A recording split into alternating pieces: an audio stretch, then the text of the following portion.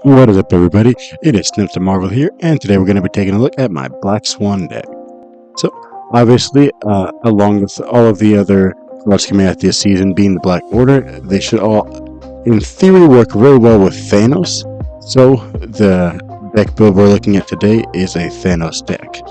So, we have a Sunspot, Man, Spider Ham for our 1-cost slot. Those obviously will work in conjunction with Black Swan, along with, of course, the stones in our deck from Thanos. We have several on reveals in this deck to work well with Werewolf by Night. Most of those being the stones, as far as the cheaper ones. But we do have the Spider Ham in here, and then Shadow King and Hit Monkey. Hit Monkey is for our other playline that this deck is built for, getting a lot of these 1-cost cards played for cheap by having Black Swan down typically on turn 5, but maybe turn 4, and then a Hit Monkey play with all these 0-cost cards to get him to some really high power levels. Then we have Dazzler in this deck because with a Thanos deck and all the stones and all these 1-cost cards we have in here, it's pretty easy to fill up. Pretty much always filled up 2 locations when playing this, but most of the time I was able to fill up 3, and so make very good use of her stats and her ability. We have Shadow King in here to take care of different enemy cards that we may come across. Obviously, it can have a negative effect on our own cards like Hit Monkey or Werewolf by Night or even Blob, but I was almost always able to kind of manipulate kind of control where and influence where my opponent was going to play in order that I didn't have to my Shadow King on top of anything that was important that I wanted to keep its power. Obviously, we're running Black Swan. We have a Shang-Chi in here, again, taking care of enemy cards when their power gets out of hand. Werewolf by Night, as I mentioned, for all of these on-reveal cards that we have to get his power up quite a bit, along with the stones. Blue Marvel in here because, as I mentioned, being able to fill up the board pretty much every game. You have a lot of cards being boosted up by Blue Marvel's power, along with a lot of them being 1-drops, along with Ant-Man working well with Dazzler as well when you fill up those locations. Then we have Blob. It's a nice way to top off the last spot in a location. When you're down by just a few power points and then you need to get ahead, and then you also will end up typically having quite a few cards left in your deck since we're running a Thanos deck. And so you can usually get him up to some pretty decent power, and he can flip a location. And then obviously we have Thanos in here. I found a decent number of the games where I actually end up playing Thanos, and a couple of them actually playing him at his 20 power buff from having played all the stones down. Most of the time it was just for his 10 power or 11 with Blue Marvel just going into a lane, but that was, in a lot of cases, that was enough to flip that location, and then I was able to win those matches. So now that we've covered everything we're using in our deck build, we're going to go into some gameplay examples. I only have a couple of them in this because I did a whole bunch of testing with this deck, but I had some glitches with my game. My game crashed, and then my game bugged out in the middle of a match. My screen was all like white and flickering and everything. So I lost some of the footage from what I have recorded. I had a lot of success with matches off cam, not recorded, before I recorded the ones I put in the video. So it'll be a bit shorter today, but I hope you guys enjoy it, and if you do, subscribe to see more videos like this. Especially this month, we have a lot of good cards coming out for the Black Order, and at the end of the month, we're going to have a very big, very cool deck with all of these Black Order cards put together in a hopefully super powerful Thanos deck. So say subscribe to be around for that. Leave a comment letting me know what you like, what you want to see different in the future, and leave a like if you enjoy the video. We'll get into it. Have a good one. Okay, getting into our first turn here. Pretty good start. We have Power Stone, Reality Stone, and Mind Stone in hand already. So let's see. Do we want to keep Warrior Falls? Since we are running a lot of 1-cost and a lot of lower power cards, That might not be great for us. We're running out of time. We'll just go Mind Stone mid for now. We may want to change this. May want to change Warrior Falls later. But we're going to keep our Reality Stone. You know, maybe there's another location we want to change more, or we want to just time it right to control our opponent. So we're going to go Sunspot mid, and then we'll just keep these other stones. It's also going to be pretty nice having several of our one cost and our on reveal cards in hand to make use of that combo with the Werewolf by Night.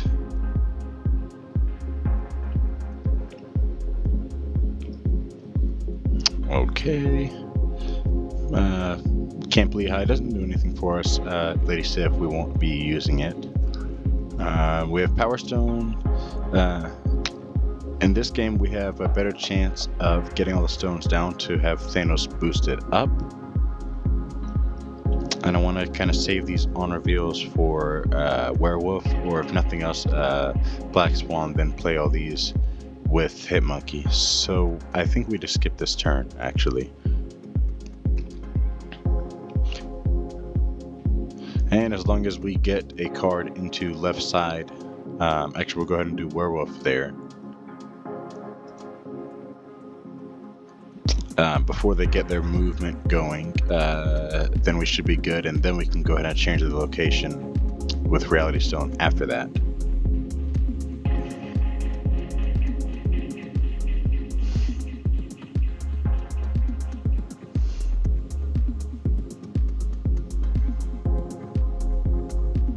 Okay, so we didn't hit the Craven like I was hoping, and we won't necessarily be able to use, like, you know, bounce Werewolf around and then bring him back here in order to get the Craven destroyed, because every time he comes back, Craven's going to match his power.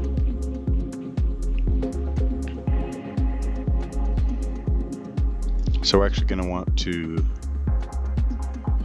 or maybe we move our Werewolf around a bunch and get Craven his power boosted up, then we use Shang-Chi to take it out. So then our opponent thinks we're helping them and we flip it on them. I think that's going to be a good play. So we'll go, yeah, Spider Ham there, Time Stone move him back, Reality Stone move him here, and then go Space Stone to move him back. Then we can move a card there next turn if we really need to. I like that play. I probably should have put down the Power Stone mid, but that is okay.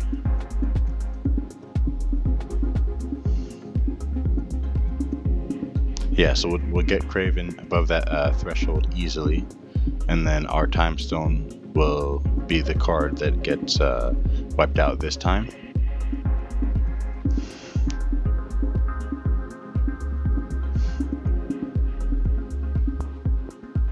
Of course, now we draw a Hitmonkey.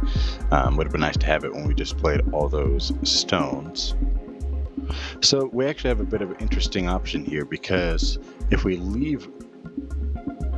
No, yeah, if we leave Werewolf here, it destroys what? It would destroy, yeah, Strange and Nightcrawler. Which is not that good. Let's see. If we go Shang-Chi here, we win that. Then we just go what? Power Stone and Ant-Man, or Ant-Man and Dazzler. Let's see, if we go here, that's +3, this gets +1, this, and then, okay, so 3, 4, 10, 5, 6, 7, 8, 13.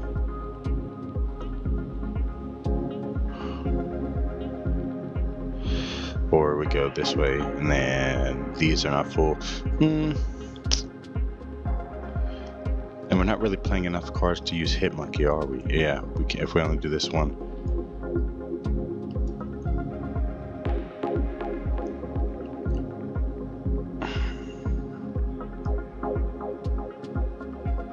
Yeah, I think we go Ant-Man Dazzler mid. Shang-Chi will take care of the left side for us. And I think that's probably going to be our best option. That's probably the most power we can put down.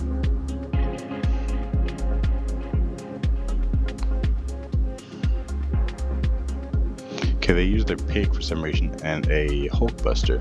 So, no problem there. Wiped them off the board pretty well.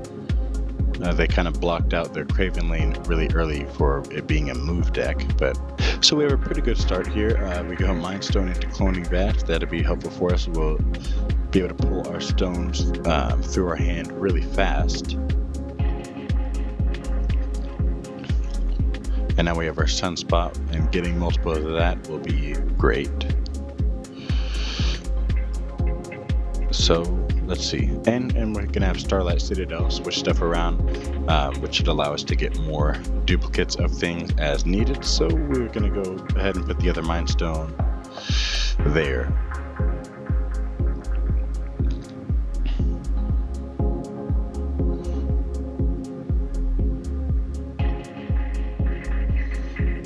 And we're actually set up really well to have a big play with Hitmonkey.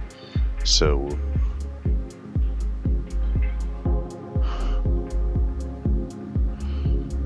then we go Dazzler and skip the rest. And this is also going to keep our deck fairly full for our blob.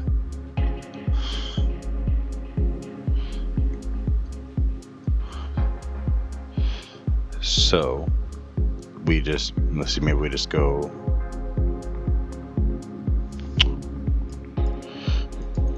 we just put one Sunspot down. Hitmonkey obviously is going to cost more, but if we get +1 energy next turn, I don't know.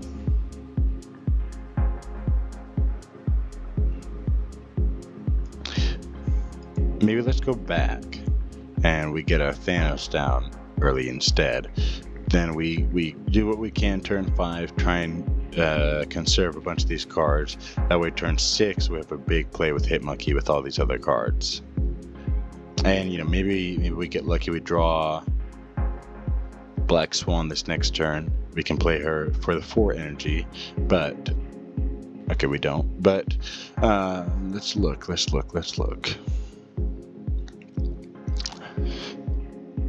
So we skip this, we go up by a good bit with our Sunspot, then we play a bunch of cards next turn. We will we will get a second Sunspot down as well right now. So we go what, 3, 4, 5, 6. So we'll go ahead and get, do we want to put Dazzler down? Do we want to? Then we play a bunch of cards next turn with Hitmonkey. But this Sunspot doesn't end up going up any, so maybe instead we just play Dazzler. Then this one goes up by a few. Then we play a bunch of cards next turn with Hitmonkey.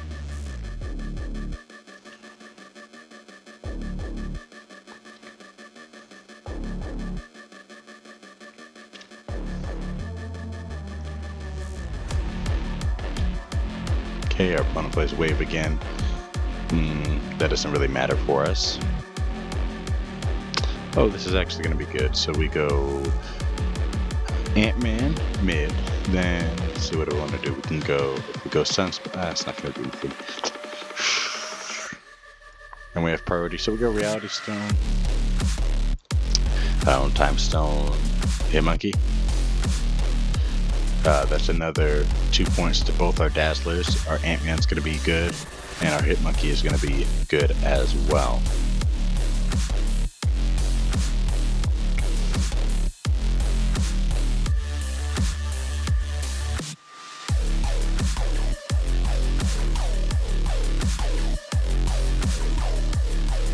Actually, it would have been interesting there if we hadn't played Time Stone, then we just got a Hitmonkey, and then it makes a copy of it bar Sinister, then we go huge Hitmonkey mid. But all the same, that was a pretty solid victory.